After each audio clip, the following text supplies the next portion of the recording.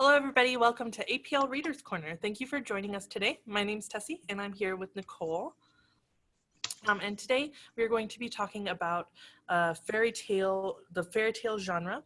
And the book that we ended up choosing was The Huntress of Thornbeck Forest by Melanie Dickerson. And then in the process of reading the book, we discovered that it also had additional genres, which is that it is also Christian fiction, and it's wholesome and clean, like as a genre. So I'm pretty excited to discuss that. But if this is the first time that you've been with us with APL Readers Corner, every week we pick a different book from a different genre, and all the books are available on Hoopla, so you could take your library card and check this book out right away if you enjoy our discussion about the book.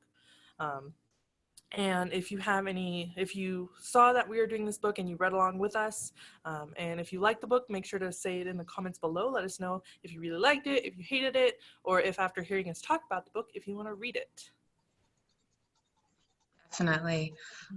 So I think I was really excited about doing a fairy tale genre this week was because for those of you who might not know, it's summer, so it's our Summer of Imagination reading program going on right now, and we just wanted to make sure that the Summer of Imagination reading program is not just for kids, it's for adults as well. So we thought, what better way to show that than offer a fairy tale genre this week? And then, of course, we also realized that it also had some Christian fiction and clean and wholesome elements to it.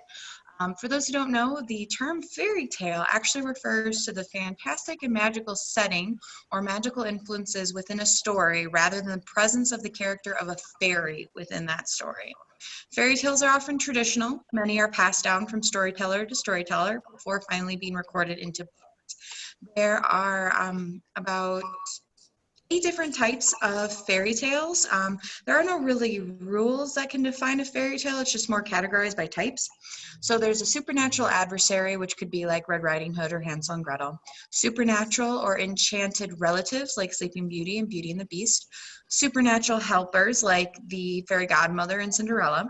Magic objects like the lamp in Aladdin. Supernatural power or knowledge from like the White Snake or Alibaba. Religious tales, which could include the 3 green twigs or the flower of Lily Lowe. Realistic tales, which I definitely think this probably fits into that category. And then, of course, tales of fate, which could include the robber bridegroom and Oedipus.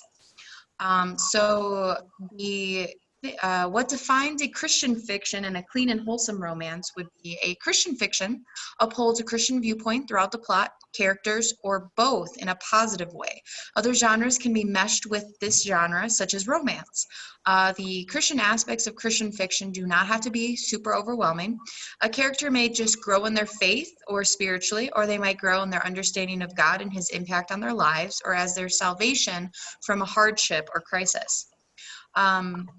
For a wholesome, clean and wholesome romance, it's defined as conducive to or promoting well-being, moral well-being. Moral is defined as concerned with the principles of right and wrong behavior and the goodness or badness of a human character. A person's standards of behavior or beliefs concerning what is and is not acceptable for them to do. Some common themes in a fairy tale, they typically happen long ago. They have clearly defined good and evil characters. A royal family is typically present. It includes a problem that needs to be solved and ultimately teaches them a lesson. And of course, it has a happy ending. What I found really interesting was this website where an author of a clean and wholesome book was talking about some of the guidelines that should be considered if you're looking to write a clean and wholesome romance or a clean and wholesome book. So those 3 guidelines involving language, violence, and sex. So for language, no language or swear words are used. If there is any violence, it's very mild and it's nothing overly graphic. If there is sex, it's implied between a married couple. However, nothing is described. It gets up to that point where the door closes and then nothing goes on further. There's mild innuendo, but typically it's kissing only. Now, for Christian fiction, the elements are there's overtly expressed elements of prayer, conversion, and church. It's typically written from a Christian worldview, and it adheres to biblical principles. So we'll see how those apply to this book. Mm-hmm. Yeah, I feel like we'll probably go into this a little bit more later, but I feel like this book definitely has all those elements. Like there's fairy tales, there's clean and wholesome, and it's definitely Christian fiction. The book itself, so The Huntress of Thornbeck Forest, right? So the author was inspired by Swan Lake and Robin Hood, so she kind of made a mix of both books. And I'm going to read the summary for you guys because I thought it made the book sound super exciting. So I'll read it out now. Definitely. But a beautiful maiden who poaches to feed the poor, a handsome forester on a mission to catch her. Danger and love are about to unite in Thornbeck Forest. The Margrave owns the nest, the best hunting grounds for miles around, and Odette Menkel spends her night poaching his deer to feed the hungry orphans of Thornbeck. By day, Odette is a simple maiden who teaches children to read, but by night, this young beauty has become the secret lifeline to the poorest of the poor. For Jorgen Hartman, the Margrave's forester, tracking down a poacher is a duty he is all too willing to perform. Jorgen inherited his post from a man who raised him, a man who was murdered at the hand of a poacher. When Jorgen and Odette meet at the Midsummer Festival and share a connection during a dance, neither has any idea that they are already enemies. The one man she wants is bound by duty to capture her. The one woman he loves is his cunning target. What becomes of a forester who protects a notorious poacher? What becomes of a poacher when she is finally discovered? Ooh. Yeah, those last two questions is like the driving force behind the book is like, what is going to happen when they know? Like, when they know. Definitely. And like you can definitely see from the summary the elements of Swan Lake and Robin Hood. So the Swan Lake aspect is her, the main character, so Odette, which I think is also from Swan Lake, her name. So she is a wealthy merchant's niece by day, and she spends her time feeding the poor and teaching them to read. And then by night, she's the Huntress of Thornbeck Forest. And that also has that element of Robin Hood, where she's taking what she's hunting and giving it to the poor. So I feel like it wasn't a very overt trying to follow those two fairy tales line by line, but it was just inspiring this book, which I thought was pretty nice. Yeah.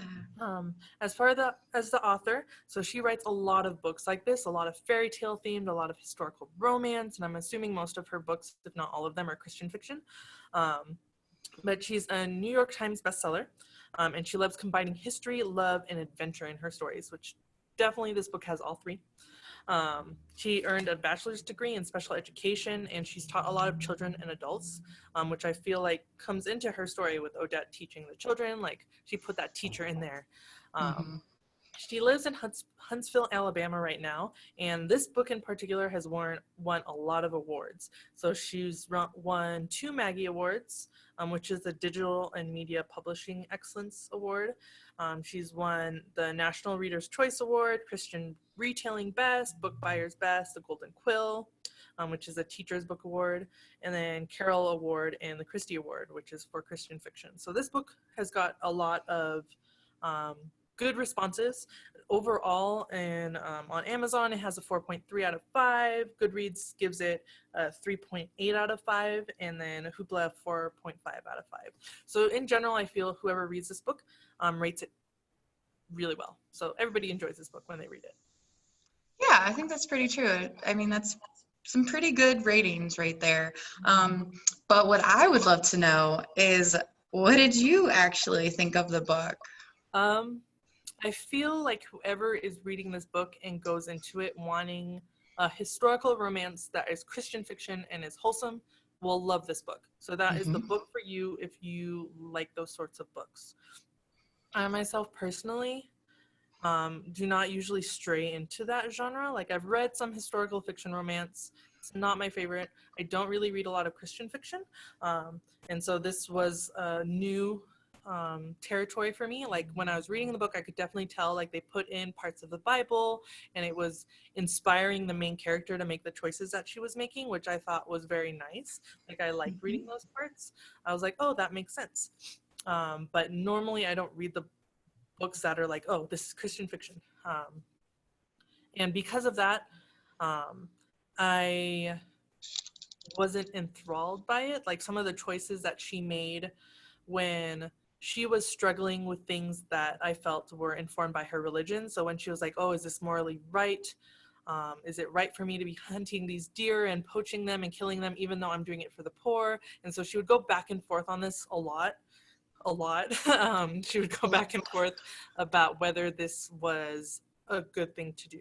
And I think the romance fed into that a little bit because it heightened the tension of her being like, oh, now this man that I love, I like, because she doesn't start right off the bat on love. But she's like, this person I love, he could catch me. And so it adds to that. But the main aspect of her as a character, Odette as a character, is this the right thing to do? And she kind of goes back and forth, and she still does it because she feels that feeding the poor and looking after children and feeding them is morally right.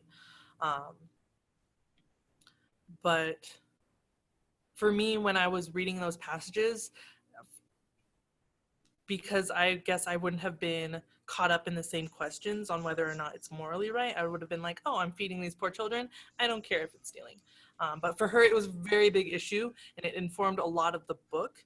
And I feel like if people who are religious and who uphold like morals that they, like if they look at Odette and they look at her and they're like, oh yeah, like I see myself in her and I see what she's going through, they'll like this book a lot more than someone like me who's like, well, it's the king's deer going against power, I guess. I don't know. But that was my take on it. The romance part was cute, though. I thought the romance was cute. And Princess. It definitely had a Disney squeaky clean element to it, not gonna lie. Really, like we had said, the summary is what attracted me to this story in the first place. Taking Swan Lake and taking Robin Hood elements and putting it into a story, it's like, oh. And then of course the name is Odette, and if any of you have watched Swan Princess and love it like I do, all I wanted to do was watch that movie after it was done because it was awesome.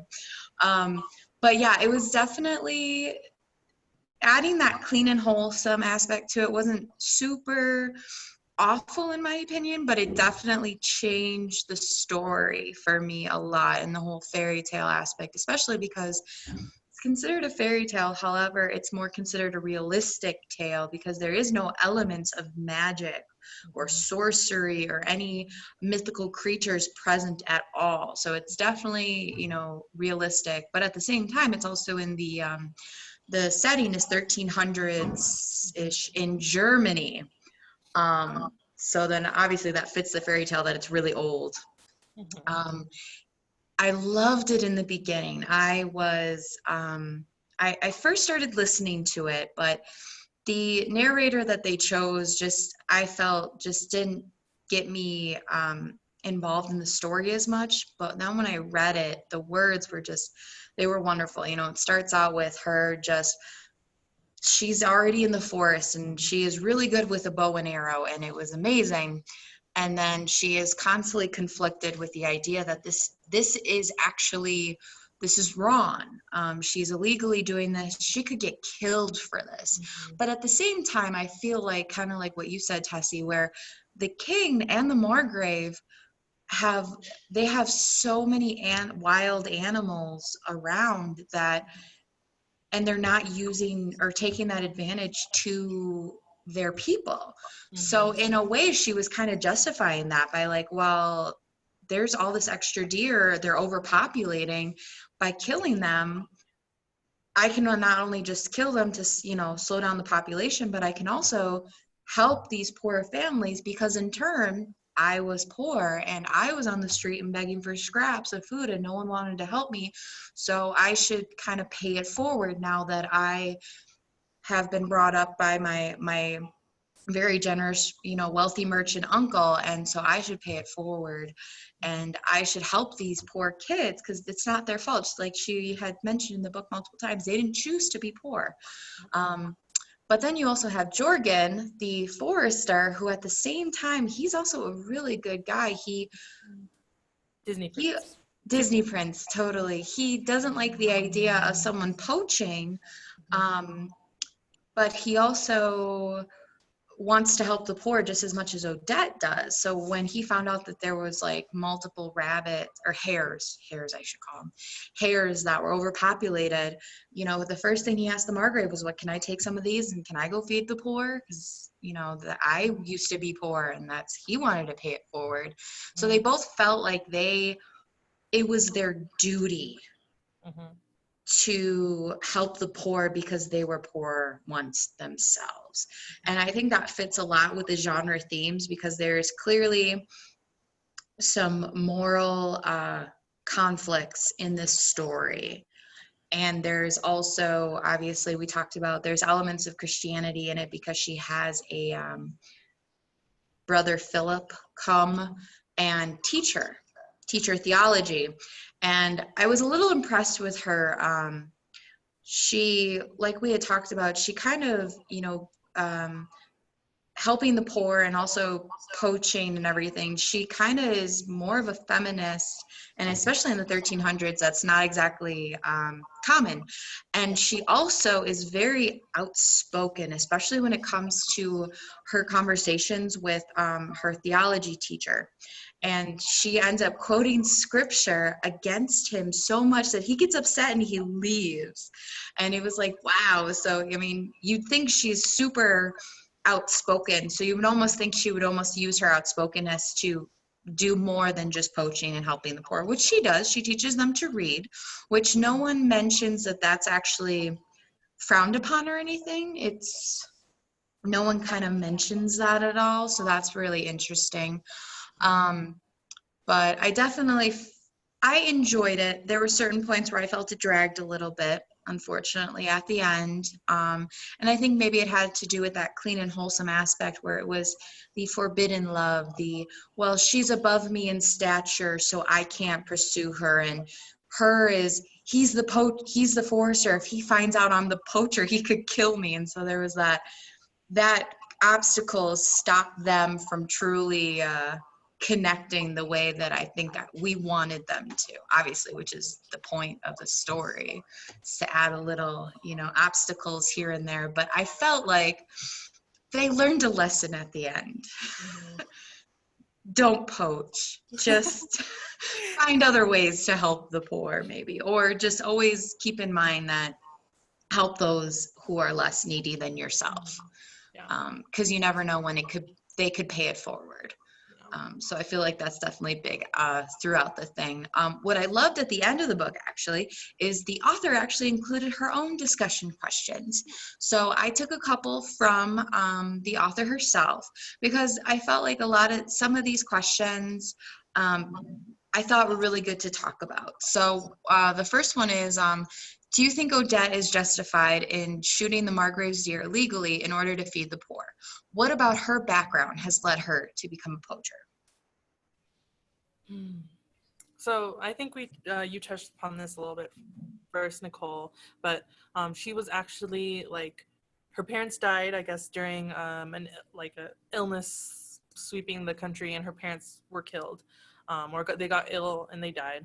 And so she was taken in by her neighbors, and her neighbors raised her, but they raised her like sort of like in a Cinderella-like way. She was basically a servant, and she was hungry. She was an orphan. Like, she had to, like, sometimes go in for scraps, or dig through people's trash cans, which sucks. And then she was found by her uncle, who took her in and started raising her. And so that's why now in the book she's wealthy. She's pretty well off, although her uncle has a little bit of financial issues. But I feel like that background of suffering herself is why she wanted to poach. Do I think it was right? I'm not as bothered by that question. Do I think it was smart? No. Personally, while I was reading this book, I was reading it and I was like, why don't you open a soup kitchen? Like, why? There are so many other ways you could be doing this if you are afraid you are going to get caught and die. Especially when they catch on to the fact there is a poacher in the woods, and she knows that they know that there is a poacher and that she should get caught. Like, her risk level goes way up high. And so then she's like, oh, what do I do? Like, this is the only way I could feed these poor children. And she goes to bed at night and she's like, oh, but these poor kids are going hungry. Like, I feel what she's going through a little bit. At the same time, I feel like it's elevated above where it needs to be. Like, she could have spoken with her uncle and been like, oh, do we have enough money that I could use a little bit of it to start a soup kitchen and buy some grain? Like, I feel like whatever gruel is made out of is not that expensive. It's not as good as deer meat, but there were other options in my point of view. I definitely think there were other options. I definitely think that, she was taught how to shoot at a young age, so she got really good at it. So there's no doubt her skill Mm-hmm. in archery. Mm-hmm. But at the same time, did she exhaust all of her options? No, she definitely did not. But that, obviously, if she did exhaust all her options, there would be no book. Yeah. So obviously there's that. One of the next questions is, it actually involves another character, a very minor character in this book. Her name is Catherine. And one of the things is Jorgen starts investigating the poacher. And one of the things he decides to do is he decides to go to the black markets and find out maybe who the identity of the poacher really is. And so he ends up going to the Red House, which is a brothel. And of course, that's frowned upon, and he even has that moral obligation to not go in because it's awful and all that stuff. And he meets a young woman, actually a young girl who's like, 13, 14. Her name is Catherine. And he actually devises a plan to save her from the brothel, and he helps her escape, only for her to end up going back to the Red House. So my question is, what do you think of Odette's and Jorgen's efforts to help Catherine when she was working at the brothel, and what caused her to go back to the Red House even after she escaped? Mm-hmm. I thought that Catherine was was the most interesting character in this book. I felt like she had hidden depths that weren't really talked about. Off the bat, first of all, I'd like to say that even though, like, nowadays, someone who's 14, it would be reprehensible for them to be in a brothel, right? And then Odette was upset that she was in the brothel, but I think and then Jorgen was so upset that she was in the brothel, but I think it was because she was so young. But I feel like realistically, side note, is that because it is the 1300s Germany, being in a brothel at that age wouldn't have raised any eyebrows, because women/girls got married at that age. And Odette even mentions it later, is that, oh, if she wasn't in the brothel, she might have been married. Yeah, that's true. So that was one thing. I think that was a reflection in the book of more modern values. Not that this is supposed to be a historically accurate book, but I felt like this whole plot line was the author trying to add a little extra something. And I feel like Catherine going back to the brothel was the author being like needing Odette and Jorgen to go save her again. So that's part of why I think she went back to the brothel. The other part of it I thought was really interesting is that the author touched upon ideas of trauma and not like a lot of trauma, like obviously her losing her parents and her having to like struggle and then getting sent to a brothel by someone she thought she trusted, would leave a lot of scars and a lot of self-doubt. And I feel like her character in particular, the few times that she's there, the fact that she's doubting herself, and when she talks to Odette and she's like, am I even worth something? Like, I'm not worth anything. That's why I'm supposed to be in this brothel. Like, this is why I came back, because there's no worth to me and there's no future for me. And I thought that was one of the most interesting aspects. Well, not one of the most, but that was definitely a very interesting aspect to the book.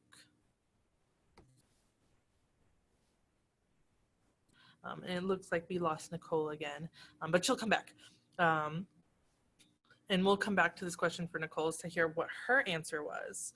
One of the next discussion questions that we had was, what was Brother Philip's attitude towards women? How do you think men's attitude towards women have changed over the century?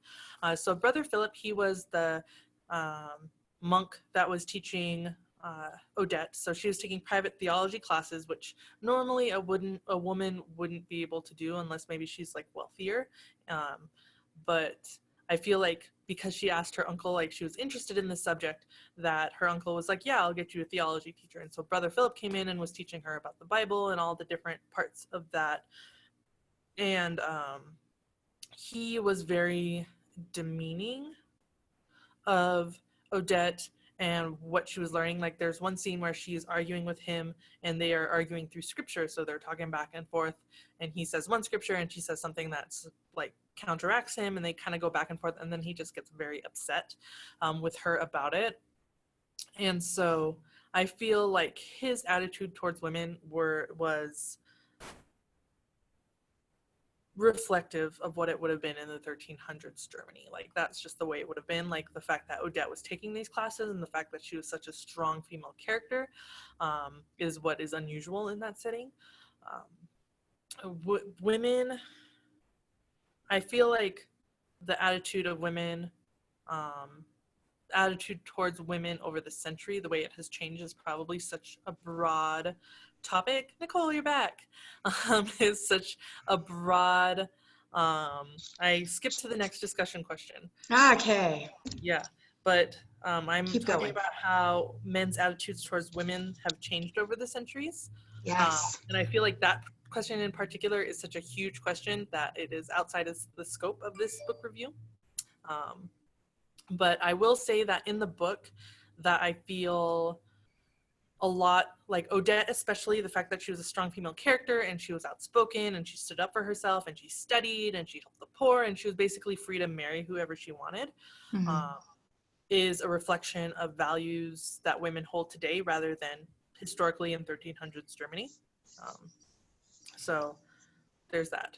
Do you have That was definitely pretty interesting that her uncle was that progressive, that he was okay with the idea of her waiting. But what if maybe that was a ploy because he was actually using her while she was poaching? He would take all the meat and illegally sell it on the black market, and that's what kept his wealth substantial.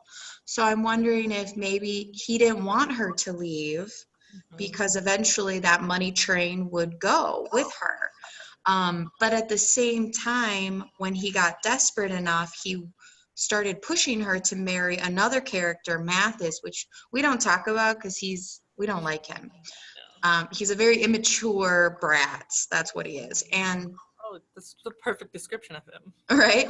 And so when her uncle starts, saying, you should marry Mathis because he can keep you financially well. And it was actually, it was actually a ploy because he's more going, he'll financially support both of us. So it was kind of interesting. So I think at the same time in the beginning, the uncle was very progressive, but it was also because he was using her at the same time. But you're right. Also, Odette having these feminist values in the 1300s and even reading to the poor and teaching them to read, I didn't think would actually be, I thought it'd be very frowned upon, considering that's how she decides to spend her time, because everyone else she knows is married. And you would think that, a lot more people would kind of look down on her for doing all of these things different than a woman her age should be doing. So it was, it was forward thinking, while at the same time there were some things that caused her to retract back into the values of that time period, which is obviously her going, well, I should marry eventually, but do I love him kind of thing. One of the things that I really want to talk about is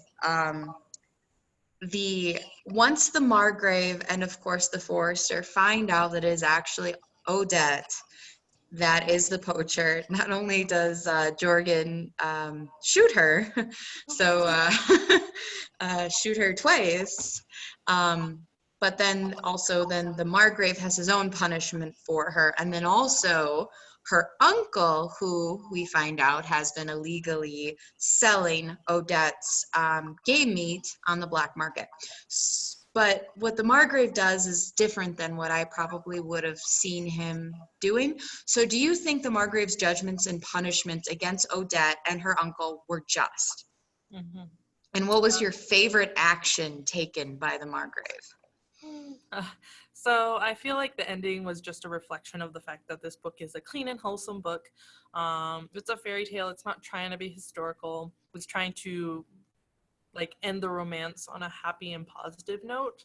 Although I will say when Jorgen shot Odette, to clarify, he didn't know it was her. He thought it was a poacher. So he That's true. shot. That's true. He didn't just stand there and be like, I'm shooting you twice. No, as punishment, no. He was actually very much in love with her. And I think the fact that because in the book he is a Disney prince, and so he shows his worth as a Disney prince. He gets his position elevated, and the fact that his position is elevated, he has more influence, and so he was able to be like, well, actually, Margrave, I love this woman. And so the Margrave was like, well, Odette, you must marry because you're too wild, so choose whoever you want. You can marry Mathis, which we think is not the best person, or you could marry Jorgen here, who is obviously amazing. Obviously at the end she chooses just to marry Jorgen, and then she doesn't have any punishment beyond that, even though I guess for poaching, she was really afraid because like I feel like it devalued the fact that she was so afraid during the book. Because if she was caught, normally she would have been killed. Like she would have been executed. The fact that she was the niece of a wealthy merchant probably wouldn't have done anything other than maybe instead of getting killed outright, she'd lose a hand, which would basically mean that she would probably be unmarriable, and then her life was basically over either way. But I think because it was Jorgen that was advocating for her, she got off very lightly. Her uncle got off really lightly. He even got some money back because it was Mathis who arranged for him to like lose all his shipments. Like his logic for that plot point was that, well, if I make her uncle lose all his money, then he'll become desperate enough to make her marry me, which I was like, fair, but also wow. And played it off as a joke, like it was just a joke. It was not a joke. He was It just was not a joke. no, it was not a joke. But yeah, they got off really lightly, and I feel like it was just so we could have that happy ending where Odette and Jorgen just get married, and they lived happily ever after. Yeah, I feel like though she should have been a little more repentant for what she did. I mean, she did get shot, yes, and that was very painful, and it became septic and infected. So there was that contemplation, will she stay alive for this? But at the same time, when it was found out that the Margrave was not going to punish her as she thought she should be, you think she'd be a little more repentant of that and understand like there's other things I can do now to help the poor instead of poaching. I should kind of hang up my bow and arrow, so to speak, and take up another thing. And they end up talking about how they're going to open up an orphanage, and then how they are going to open up a women's shelter of sorts where these where the poor mothers of these children can go and learn skills, trade skills. So I thought that was a great way to show that there is more than one way to help the poor. Why it took them the entire book to figure that out is a different story. No, but I do like my favorite action taken by the Margrave was like, so Mathis, since you stole, the uncle's wealth, you are going to pay it back twice. And it was like, ooh, yeah, there you go. But yeah, she did get off very easy. She is very lucky that the forester advocated for her, because if she didn't, there would be no story. There would be no end of the story. There would be no happy ending. It would be more a Brothers Grimm fairy tale than anything. She'd lose a hand. I think we already touched on this, but what were some of the parallels / similarities in this story to the Swan Lake and Robin Hood story? Definitely Swan Lake, you had said by day and by night, she's two different people. I was also thinking of the idea of her being very graceful and very beautiful. And then, of course, her ode to Swan Lake as the masquerade ball, she dressed up as a swan. That's true. I forgot about that part. So I definitely saw that part. And, of course, Odette. Yeah. That was a big one. But Robin Hood, you had definitely mentioned the whole idea of the poaching at night, stealing from the rich, given to the poor. Excuse me. And I also took it as obviously she also had a band of merry men, if you didn't think about that. But she had a couple boys that would follow her at night when she would poach, and they would be the ones that would take the animals from her, which ends up, takes the animals from her and gives them to her uncle. But every time I saw her little men, I just kept thinking, oh, she's got her band of merry men with her. So I love that part. That'd be funny. I did not remember that. I didn't think of that. And of course, I love the idea of Robin Hood being a female. Yeah. So that was definitely a point in our end. But was there any other questions or, something I wanted to point out? Two things, actually. We don't know who killed Jorgen's father, do we? No, we don't. Are we just not gonna care about that after? For a while, I was thinking like maybe it was her uncle because like maybe he had been running that illegal poaching for a while. Yeah. But then I don't think he did because at the end he has a very like heartfelt, sincere apology for Odette, which I don't think I would have believed if he had been the one to. Yeah, so we never find out who killed Jorgen's father. Maybe there's a book 2 where we find out. I just feel like it was a revenge story for him. Like he wanted to find the poacher, but he also thought that the poacher might have been his father's murderer. So he wanted to like kill two birds with one stone. And then there was a point in the story where Odette is at a masquerade ball and she falls ill and she goes to rest in one room and someone takes her mask and masquerades as her and causes Jorgen to confess his love to the wrong woman, which is definitely Swan Princess right there. Like that's Swan Princess. And then the girl runs away. We find out it's not Odette. And who is she? We don't know. I don't know. I like her though. I like her too. She runs off and she had a good time. She had a good time. She had a good time. She was playing it up.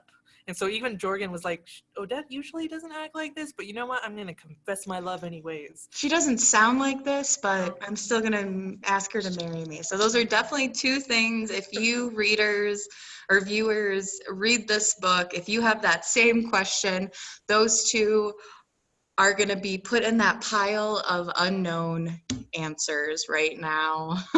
Maybe come up with your own version to your story and to the ending of this book, and it might be better. So, but yeah, that's all I have. Awesome. So that is the Huntress of Thornbeck Forest reviewed. So thank you everybody for joining us for APL Readers Corner. We have one every Friday. So next week we're going to be doing fantasy. I love fantasy, and the book that we are going to be talking about is Fire Logic. I forgot to write down the author, but it's a great book, so I'm really excited. Laurie Marks. Yeah, Laurie Marks. Laurie Marks. L. Marks. So definitely tune in for that. I think it's going to be a lot of fun. And then every Thursday, we also have mystery reads. So that's when we read the first book, the first chapter of a book, or the first 15 minutes, and then you guys can guess what book it is, or whether you feel like it's a book that you would want to read.